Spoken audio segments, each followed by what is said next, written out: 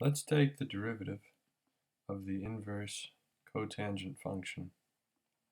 So we have y equals arccotangent of x.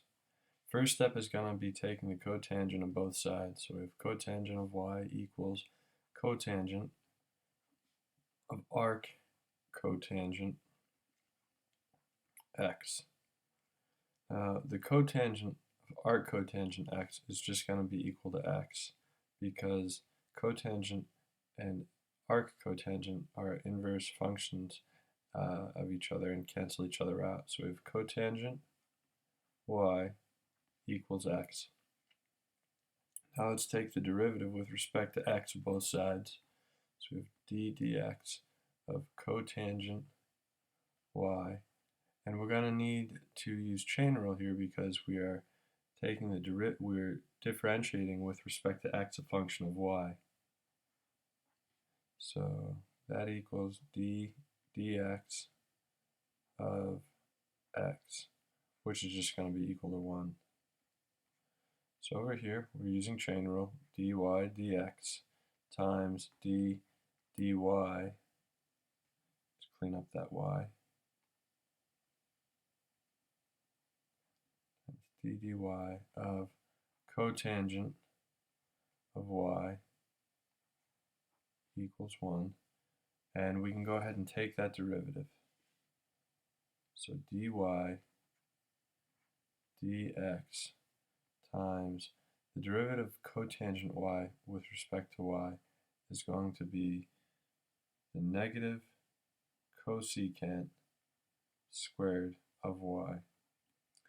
That all equals 1. And if we go back up to the top, we can see that we have y equals arccotangent of x, which means the derivative of y with respect to x is going to equal the derivative of arccotangent x with respect to x, which is what we're solving for.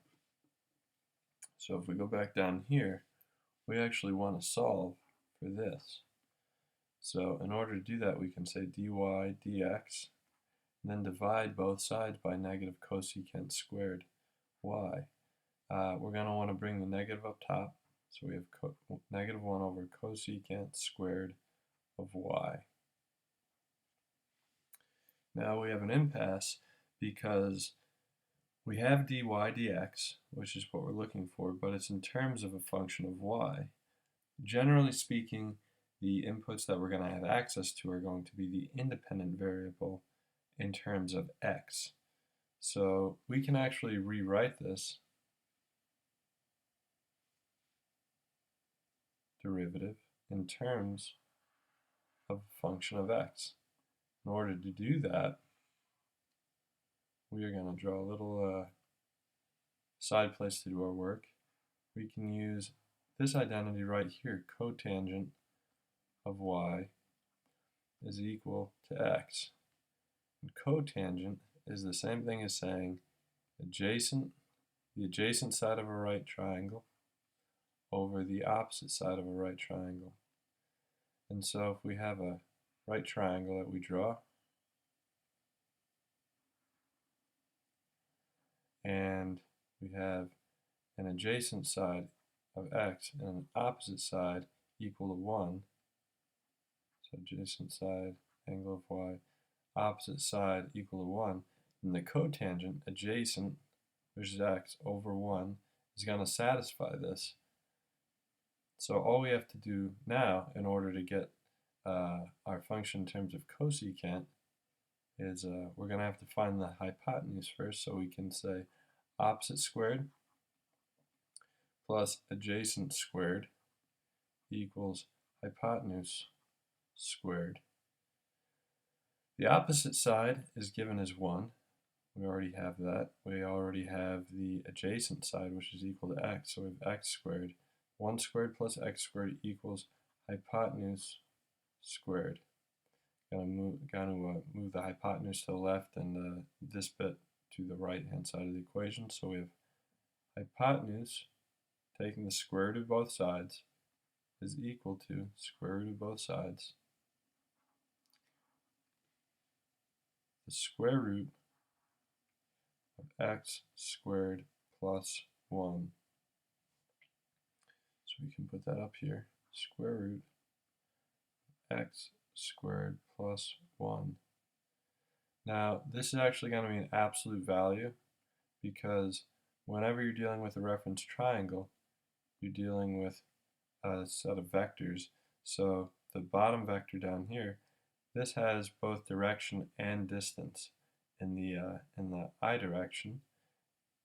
This up and down, the opposite side, has direction in the j direction, so it has both distance and direction in the j direction. The hypotenuse is just a raw scalar distance between 2 points. The 2 points are the origin and the vector addition of the adjacent side and the opposite side up here. So since it's just a raw distance and we can't have a negative distance, as in you can move in a negative x direction, but it's a positive distance. So you can move, if you're on the Cartesian plane, to the left, a positive distance to the left. But there's the idea of a negative distance is something that's in the realm of imaginary numbers, that kind of thing, and it doesn't really relate to like thinking geometrically like this. So when we're talking about the distance between 2 points, it's always going to be a positive distance. And in this case, like I said, it's just a scalar. It's not in the I direction or the j direction. It is just the distance between these 2 points. Now in this case, it's not going to affect our final answer because the square root of x squared plus 1 will always be positive. A negative value for x squared, any negative times itself is going to be a positive. Plus 1 will remain a positive. And if it's a positive number, we have a positive number times a positive number, which is positive, plus 1, which remains positive. So we can actually forget these square roots, but it's important when we're dealing with these trigonometric problems to remember that the hypotenuse is always an absolute value.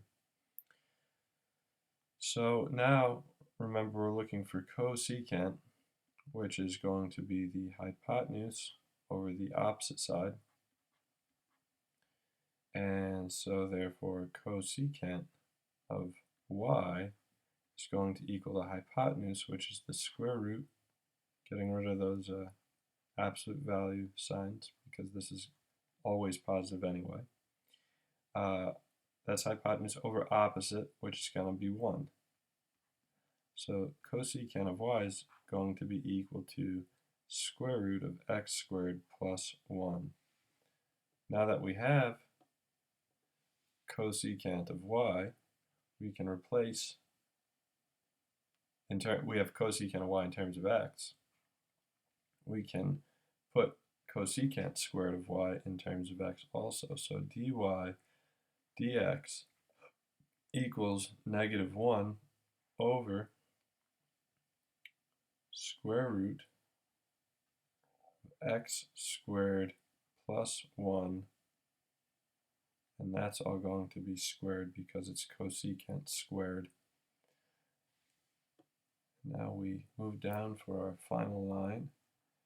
Dy dx equals negative 1 over x squared plus 1, because the square root of something squared is just going to be, those are going to cancel each other out, and we're just going to be left with what's on the inside there. So dy dx equals negative 1 over x squared plus 1, and we are done.